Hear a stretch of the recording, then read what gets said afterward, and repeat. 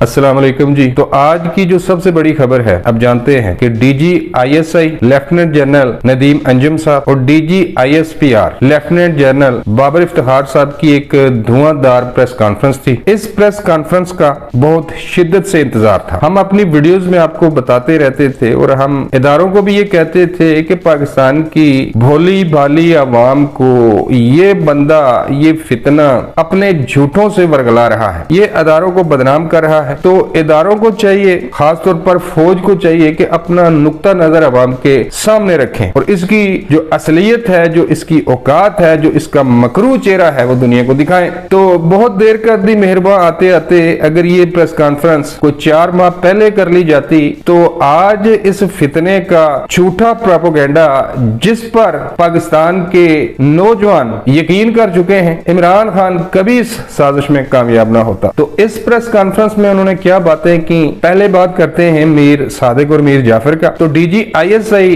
Lieutenant general Nadeem Anjum साहब ने ये कहा कि आज, नाम तो खैर उन्होंने इमरान खान साहब का नहीं लिया, तो वो कहते हैं कि आज जो लोग सिपा सलार को मीर जाफर या मीर सादिक या गद्दार कह रहे हैं, जब पीडीएम वाले इमरान खान साहब के खिलाफ अदम एतमाद लाए थे तब उनकी मौजूदगी में, डीजी आईएसआई की मौजूदगी में, उस वक्त के वजीर आजम यानी कि इमरान खान साहब ने जनरल बाजवा साहब को ये ऑफर की थी, ये पेशकश की थी कि गैर मुअय्यना मुद्दत तक, जहां तक आप चाहें, जितनी आप तोसी लेना चाहते हैं, हम आपकी मुद्दत मुलाजमत को बढ़ा देते हैं। बदले में आपको एक काम करना पड़ेगा, मेरे खिलाफ जो तहरीके अदम एतमाद लाई जा रही है, वोट ऑफ नो कॉन्फिडेंस, इसको रुकवा दें या इसको नाकाम बना दें। तो लेफ्टिनेंट जनरल नदीम अंजुम साहब ने यह कहा है कि सिपा सलार साहब ने इमरान खान साहब के किसी भी गैर आईनी और गैर कानूनी मुतालबे को मानने से इनकार कर दिया। अगर वो चाहते तो तोसी ले सकते थे, लेकिन उन्होंने मुल्क के वसी तर मफाद की खातिर ये फैसला किया। उसके बाद आपने देखा कि इस बंदे ने कोई 75 जलसे किए, हर जलसे में मीर सादिक, मीर जाफर मेरे साथ गद्दारी हुई है, सिपा सलार उनके साथ मिल गए। भाई वो सियासत से बाहर आ गए हैं। आज उसका जिक्र किया है पाकिस्तान आर्मी के 2 बड़ों ने कि ठीक है, हमसे भी गलतियां हुई हैं और जो गलतियां हमने की हैं उन गलतियों की कीमत हम पिछले 20 साल से अपना खून देकर चुका रहे हैं। तो वो मानते हैं कि भाई उनसे गलतियां हुई हैं, लेकिन किसी को ये इख्तियार नहीं कि वो आर्मी के जो जवान है या आर्मी के जो जर्नैल हैं उनको गद्दार कहे। और आज ये बंदा जिस आर्मी चीफ को गद्दार कह रहा है, ये मीर सादिक और मीर जाफर कह रहा है, कल ये उनकी तारीफों के पुल बांधता था, तब मीर सादिक और मीर जाफर नजर नहीं आया। तो जो भी इसने बयानिया घड़ा आवाम को बताया, सिपा सलार को बदनाम करने की कोशिश की, इसके पीछे जो असल वजह थी वो ये थी कि आर्मी चीफ ने इस फितने के गैर आईनी और गैर कानूनी मुतालबे को मानने से साफ इनकार कर दिया। अब चलते हैं साइफर की तरफ। साइफर का भी भाई जिक्र हुआ है इस प्रेस कॉन्फ्रेंस में और बहुत कुछ सामने आया है। तो साइफर के हवाले से उन्होंने कहा, पाकिस्तान आर्मी के 2 शेरों ने, कि जब अमेरिका ने पाकिस्तान को ये साइफर भेजा तो इसमें कोई खास बात नहीं थी, कोई धमकी नहीं थी। जब से पाकिस्तान मार्जे वजूद में आया है, ऐसे लाखों साइफर आते हैं दूसरे मुल्कों की जानब से पाकिस्तान को, पाकिस्तान की जानब से भी भेजे जाते हैं, तो कोई ऐसी खास बात नहीं थी। बस आर्मी चीफ ने इमरान खान साहब से ये कहा था। अब जानते हैं कि इसी साल J-10C को पाकिस्तानी फजाइया में शामिल किया गया है। तो इस सिलसिले में कामरा में एक तकरीब थी। उस तकरीब के दौरान मैं अपनी एक पहली वीडियो में भी आपको बता चुका हूं कि जनरल कमर जावेद बाजवा साहब ने इमरान खान साहब से ये गुजारिश की थी कि प्राइम मिनिस्टर साहब, आपसे गुजारिश ये है कि सफारती जो ताल्लुकात होते हैं वो बहुत नाजुक होते हैं। ठीक है, हमारे चीन के साथ बहुत अच्छे ताल्लुकात हैं, लेकिन अमेरिका और यूरोप के साथ भी हमारे अच्छे ताल्लुकात हैं और हमें तमाम मुल्कों के साथ बनाकर रखनी पड़ती है, तो हाथ जरा होला रखा करें। बस ये बात हुई थी। उसके बाद इमरान खान साहब ने अपने जलसों में, अपने जुलूसों में उस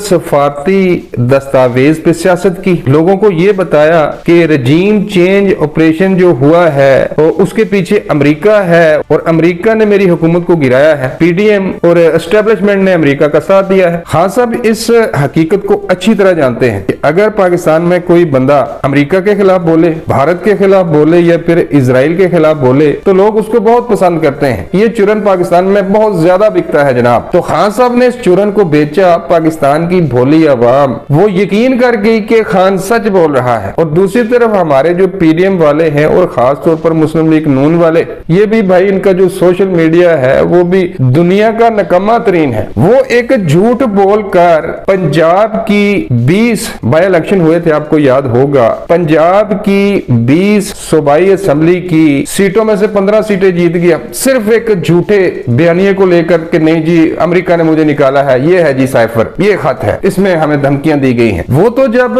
अल्लाह भला करे उस हैकर का जिसने इनकी ऑडियो लीक कर दी, इनका जो सारा साइफर वाला बयानिया है वो जमीन बोझ कर दिया उस हैकर ने, मैं उसको भी सलाम पेश करता हूं। तो जब इनकी ऑडियो लीक आई, हम साइफर पे खेलेंगे, ये करेंगे, वो करेंगे, ज्यादा मैं नहीं बात करूंगा, आप जानते हैं। तो इसका मकरू चेहरा तो पहले ही दुनिया के सामने आ चुका था ऑडियो लीक्स की शक्ल में। यहां पर DGISPR और DGISI ने वाज़ेह अल्फाज में ये कहा है, अवाम को ये बताया है कि इस साइफर में कोई ऐसी बात नहीं थी, किसी को कोई धमकी नहीं दी गई। जो कुछ भी इमरान खान साहब ने किया वो अपने जाती फायदे के लिए किया, यानी कि अपने मफाद के लिए ये बंदा रियासती मफाद को दाव पर लगा गया। तीसरा उन्होंने ये जिक्र किया अरशद शरीफ साहब के कत्ल के हवाले से। अब जानते हैं कि जब से अरशद शरीफ साहब इस दुनिया से गए हैं, जब से उनका मर्डर हुआ है, जिसके पीछे ताने बाने जब शफाफ तरीके से इन्वेस्टिगेशन होगी तो इसी तक पहुंचेंगे भाई, ये हम आपको पहले बता देते हैं। तो DGISI ने वाज़ेह कर दिया है, उन्होंने कहा है कि मैं आज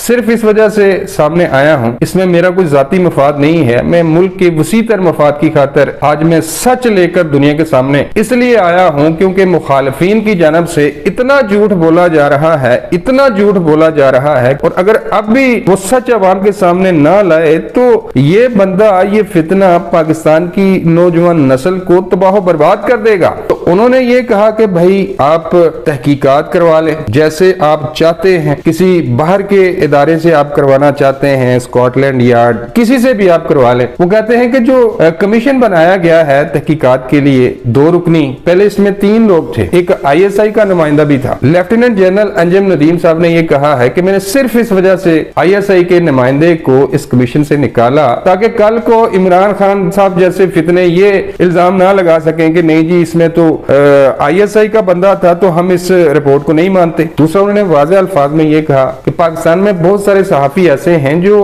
फौज के खिलाफ एक्सट्रीम लेवल तक जाकर बोलते हैं, ये हमारे अरशद भाई तो कुछ भी नहीं बोलते थे, इससे बहुत ज्यादा बोलते हैं, लेकिन कितनों को एजेंसियों ने धमकियां दी हैं, कितने मुल्क छोड़कर बाहर गए हैं। ये गीला तीतर और भी यूट्यूबर हैं, वो कम बोलते हैं फौज के खिलाफ, कितनों को धमकियां दी फौज ने, कितनों को जान से मारने की धमकियां दी और कितने मुल्क छोड़कर भागे हैं। तो उन्होंने कहा कि जानबूझकर इनको मुल्क से भगाया गया। KP के हुकूमत ने एक अलर्ट जारी किया कि हमारे पास इतलात है कि अरशद शरीफ साहब को TTP वाले जान से मारने की कोशिश कर रहे हैं, लिहाजा अरशद शरीफ साहब को एक साजिश के तहत जानबूझकर उनको डराया गया, उनमें खौफ पैदा किया गया और जानबूझकर उनको यहां से भगाया गया। बाद में खान साहब ये भी जिक्र करते हैं कि नहीं जी जब वो दुबई में थे तो पाकिस्तान से एक वफ्द गया था और उस वफ्द ने जाकर मुलाकात की थी और धमकियां दी थी, कुछ इस तरह की बातें खान साहब ने की हैं और उनको दुबई छोड़ने पे मजबूर किया था। तो यहाँ पर भी उन्होंने वाज़ेह कर दिया है कि कोई वफ्द नहीं भेजा, ना हुकूमत ने भेजा, ना किसी एजेंसी ने भेजा, हमारा उनके साथ कोई दुश्मनी नहीं थी भाई, हमारी उनसे कोई रंजिश नहीं थी। ऐसे कई सहाफी बोलते हैं फौज के खिलाफ, तो वो कितनों को भाई धमकियां देंगे। तो उन्होंने ये भी कहा